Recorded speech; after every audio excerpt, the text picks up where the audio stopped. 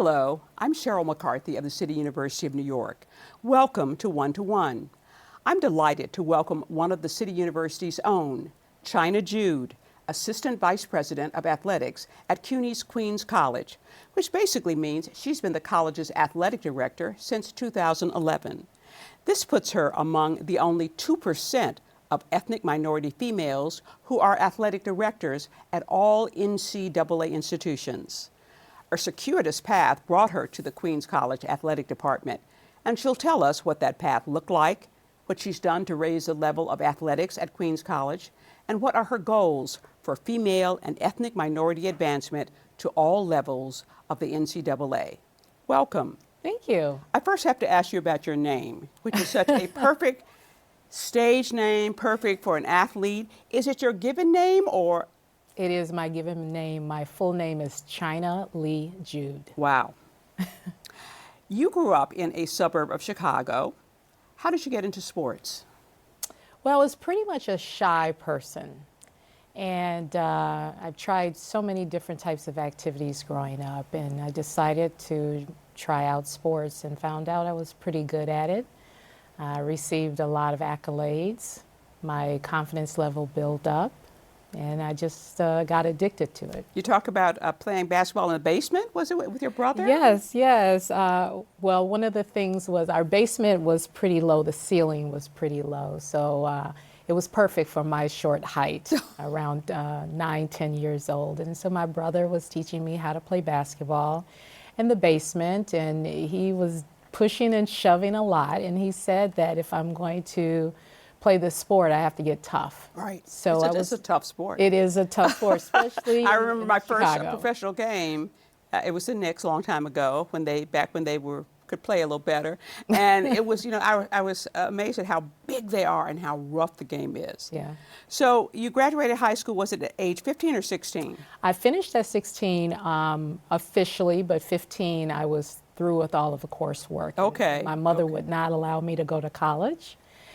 She said that I couldn't even drive, so how am I going to go to college? So I just took some fluff classes on the side and made sure I took physical education as well, because you have to take physical education in order to be in good standing. And then I finished out my senior year and wind up pursuing college opportunities. In Alabama? Alabama. Why Alabama State? My family is from Alabama. Mom is from Birmingham. My father is from Memphis, Tennessee. So a way of convincing her is to allow me to try out for the volleyball team at Alabama State. So I asked her for $90 to take the bus from Chicago to Alabama to try out.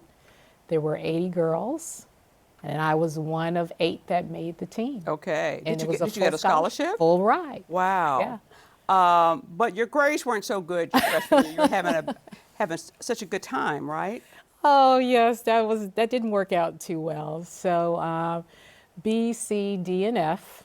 That was one of my report cards, and I knew I had to wake up, and I didn't want to go back to Chicago. So I joined the military. Okay. And my father is military. All of my uncles are military. So the Navy. The Navy. It was great. You and said that was one of the best things you ever did. It made me think bigger. You know, when you're at that time, 18 years old, you're thinking about boys and parties. But going into the United States Navy was the best experience. It really made me think that there is a bigger world out there, and there are more issues than boys and parties. So I did my basic training as well as AT school, and I returned back to school and made the dean's list and rejoined the volleyball team. I got my scholarship back, which I really didn't have a problem worrying about anyway, because the military paid for that with the GI Bill. But wind up getting the scholarship back and wind up finishing my collegiate career. Majoring in broadcast journalism. That is correct. Okay. And worked in that for about 5 years. So describe just sort of briefly the path that took you from a graduate broadcast journalism major to where you are now. Wow. And I know you can do it because I'll do it. Yeah, do it in a short term right there. So what happened was I worked in radio and television, and had a great time, worked for multiple radio stations. As a matter of fact, at one point was working at competing radio stations at the exact same time. It's fine to do it now, it seems like, but back in the day, it wasn't a good idea.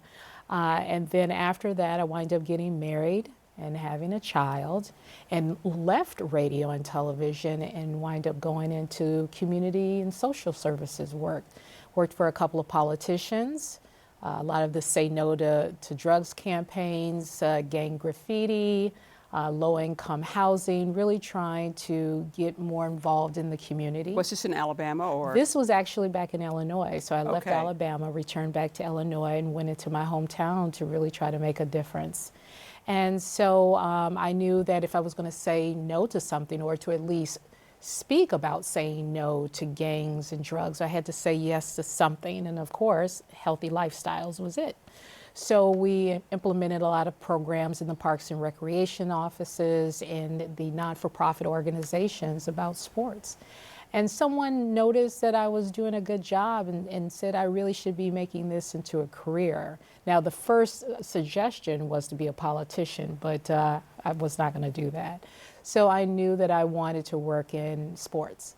So I went back to graduate school and majored in sports management at the United States Sports Academy. Where's that? Outside of Mobile, Alabama.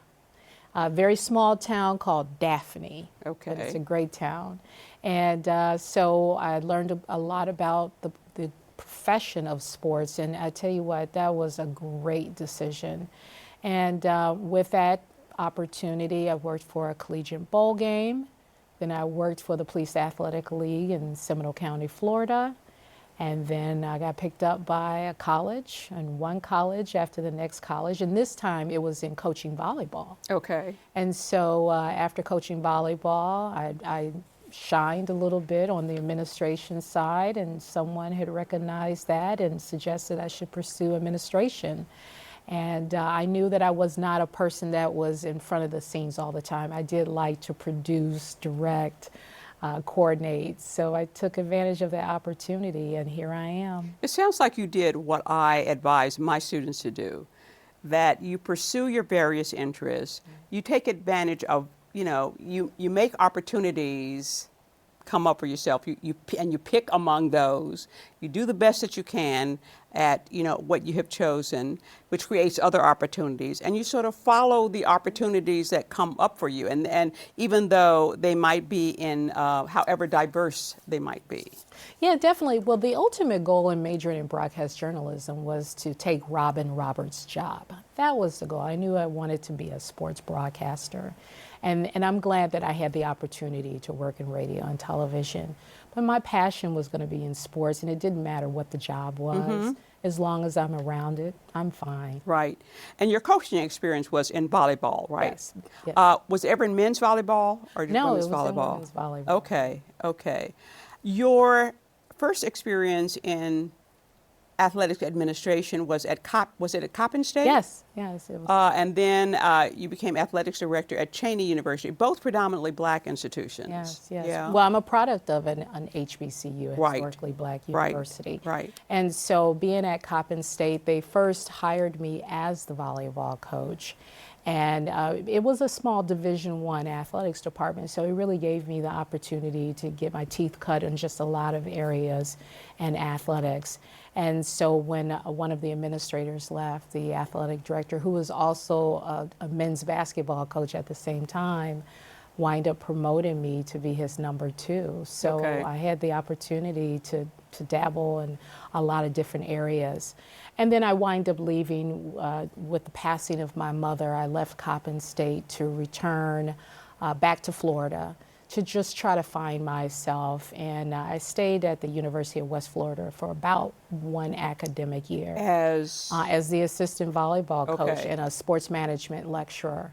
And it was just kind of interesting. One day the phone rang, and it was a vice president at the University of the District of Columbia asking me if I would be interested in being the director of athletics for them.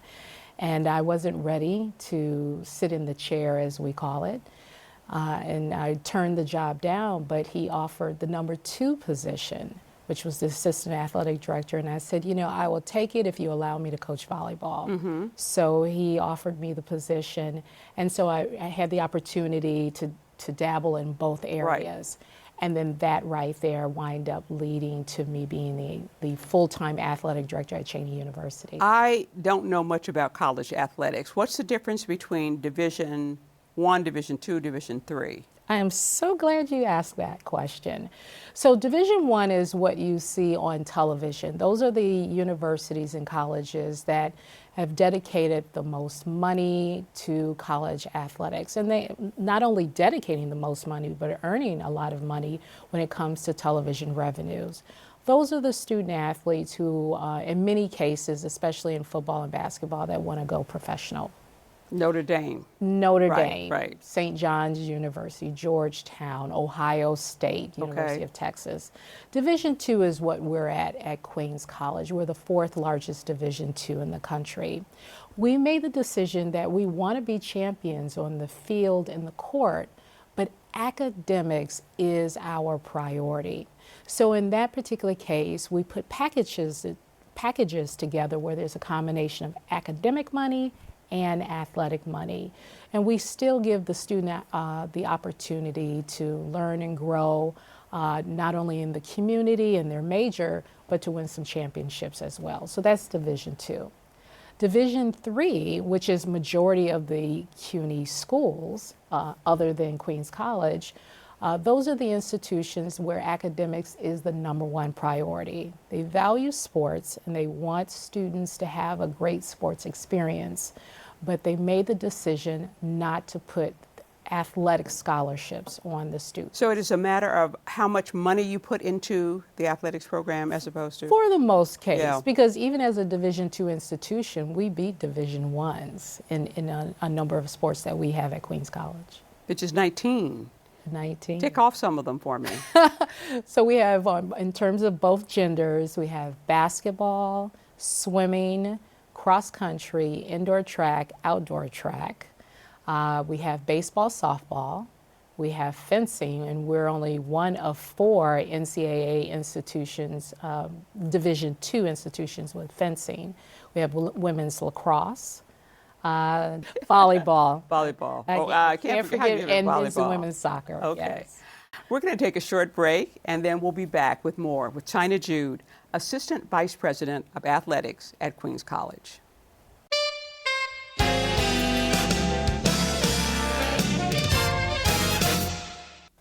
Welcome back to One to One. I'm talking with China Jude, Vice President of Athletics at Queens College. You indicated that you are one of only 25 minority ethnic females who's an athletic director out of 1,100 NCAA colleges and universities. That's a tiny number. It is a tiny number, and it's disappointing. We have such a large population of ethnic minority males, athletes, males right. and females in these 1,100 institutions, with Division III being the largest of all the divisions. And the population is pretty low. So I would imagine there are probably more ethnic male athletic directors. There are a large number, especially in the FBS level. FBS is football bowl series. Those are the schools that you see on television during the football bowl games. It's disappointing because there is a very large population of white males who are serving as presidents, and they're the ones who are hiring the athletic directors. And so Dr. Richard Labchek, who is at the University of Central Florida, who puts a study together, this report card, if you will.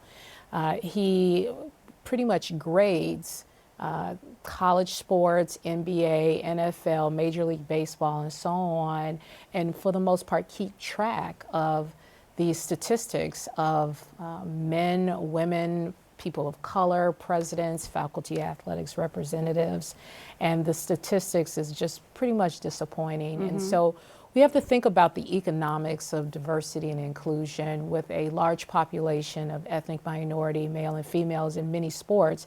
Basketball and football are always the 2 sports that are talked about a lot. It does not reflect when it comes to administration. Okay. And it doesn't even reflect when it comes to the athletes, right? That is true. Because a lot of the black male athletes tend to be concentrated in what, football and basketball? Well, in a study, and I wanted to read a statistic in a University of Pennsylvania study called the Black Male Student Athlete and Racial Equalities in NCAA Division I College Sports. And it's by the authors of Sean Harper, Colin Williams Jr., and Horatio Blackman.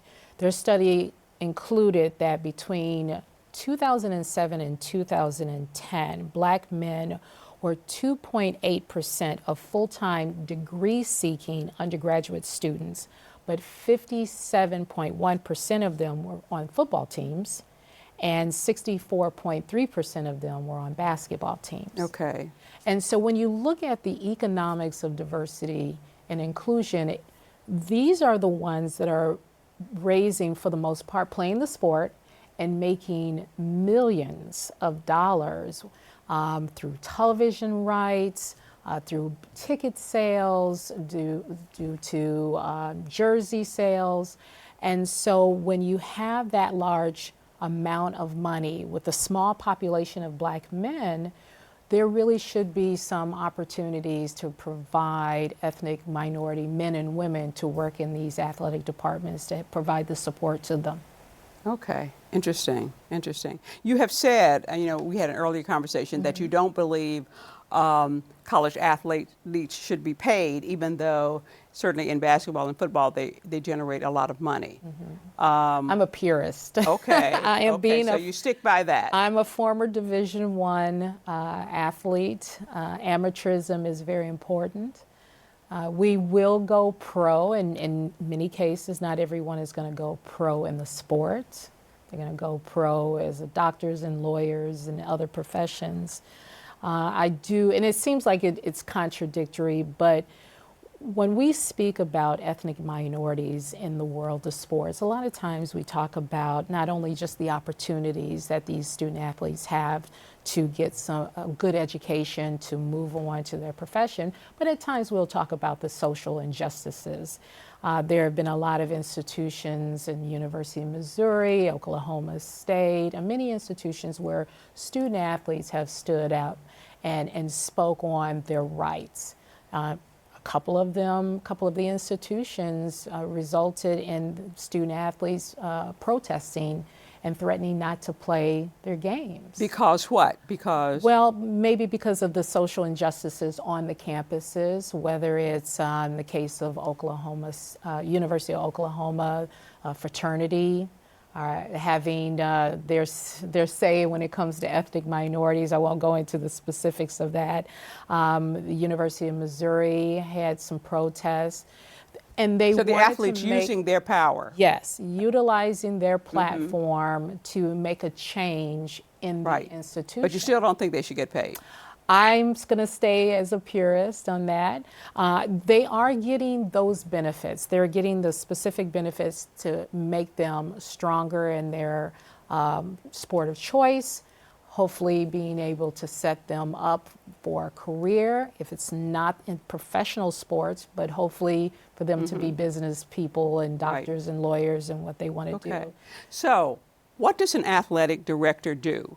I mean, we know what a coach does. Now, you are oversee 19 sports. Does that mean you have to know a lot about 19 different sports? I have to know about business of sport as opposed to knowing the sport. However, I think it's very important for athletic directors to have the opportunity to at least get the basics of every sport in order for us to be supportive to our coaches and our student athletes. Do you hire coaches? I do hire coaches, yes. It is pretty much managing a business, scholarship dollars, facilities, staffing, game management, compliance, marketing, alumni development. So it's a very big job. What's the budget of the Queens College Athletic Department? Specifically for Queens College is $6 million. Okay. Now, of the $6 million, I'm charged with raising $4.5 million of those $6 million. So we run 5 businesses, We do have staff, and a lot of our student athletes help operate those businesses. What kinds of businesses? We have a very robust summer camp. That's not sports specific. It's STEM programs, theater. It's a lot of fun there. We also have a robust rental facility program. Our tennis courts. We have indoor and outdoor courts. We have a fitness facility, and we have aquatics as well. Okay. Yeah. So the department has to generate some of its budget. A significant amount, about Right. 80% of that. Right, right. What's the biggest surprise for you coming to Queens College? The At biggest the athletics department? surprise. I would have to say the wonderful, engaging alumni. That was the biggest surprise. I knew that the alumni who graduated from Queens College was invested. But I have to admit, getting the phone calls and all of the support and the donations and them attending events, that was a very pleasant surprise. How many students? Queens has about 15,000 undergrads. Yes. How many student athletes are altogether? We play have sports? about 260 student athletes. Okay. Yeah. What have you found to be the biggest challenges? Wow. There's a lot of challenges, but every challenge can be addressed. We have great support from our leadership, as well as the students are willing to pitch in, and the staff and the coaches, and definitely the faculty. I would say ongoing to continue to raise the money on a regular basis. I mean, it's not like we hit the numbers once. We hit the numbers every single year. We create a surplus. We want to make sure that we're fiscally responsible, and at times that can be a challenge because we want to provide not only a good quality service for the community who utilize our facilities, but we want to make sure that our students are having great experience as well. Now, I happen to teach at Queens College, and I assume that the main purpose of an athletics program is to give students a chance to compete Yes. in these various areas. But I know that one issue has been attendance rate at athletic events. It has been low. And I would think it would be kind of discouraging if you're, on the volleyball team, the basketball team, whatever, and you're playing to an empty gymnasium. We don't play to an empty Okay, all right. I don't believe we play. Okay. So what we do is we make adjustments to our facilities. At one point, our volleyball team was playing in the same facility as where our basketball team played, which is a much bigger facility. So we wind up moving our facility to a smaller venue, which is considered our auxiliary gym, and it's packed. Okay. It's definitely packed. We do have marketing opportunities as well. We feed our fans. We have sponsors, Qdoba, that gives us free chips and salsa and burritos. So of course, college students like food and gear. They do. Free So food. we also have a lot of our other sponsors that wind up giving us gifts. We have contests. We have a $5,000 contest, a $10,000 contest in our different types of sporting events. So Kevin Williams, who's our Assistant Athletic Director of External Relations, have really been doing a good job of getting the sponsors in and driving the fans to our Okay. games. So we're very fortunate. Our fan base has significantly increased. It's Okay. not empty. Okay. Trust me on that. You've got about a minute left to tell me what your goals are going forward. Well, the goals at Queens College is to continuously push out a good product, our great student athletes. We have a 3.0 grade point average every semester. We average 30 community projects, service projects each year. We went Elite 8 for women's basketball this year. What's the Elite 8? Elite 8 is like the March Madness, so it's the final 8 teams Oh, that's okay. playing for the championship. We have a storied history of women's basketball. I know with there's a Lucille star basketball player. What's her name? She's graduating. Madison Rowland. Okay. Yes, Is she's she an hoping to go All-American. pro? We're hoping that that's the goal for her. And so when you have alumni like Gail Marquise and Donna Orenda, and of course our beloved coach, Lucille Cavallis. That's where she's standing on their shoulders. We're really hoping that it's going to take us to a whole nother level, and a great tennis program. So winning championships and graduating student athletes and being a force in the community for positive things, that's our goal, is to keep doing what we're doing. Okay. Well, maybe I'll show up at some of those games and get some free nachos and whatever. Yeah, there we go. And we'll give you some gear, too. Oh, okay. There you go. I'm sorry, but we're out of time. I want to thank China Jude, Assistant Vice President of Athletics at Queens College, for joining me. Check out your favorite sport and the playing schedule at athletics.qc.cuny.edu. For the City University of New York and One to One, I'm Cheryl McCarthy.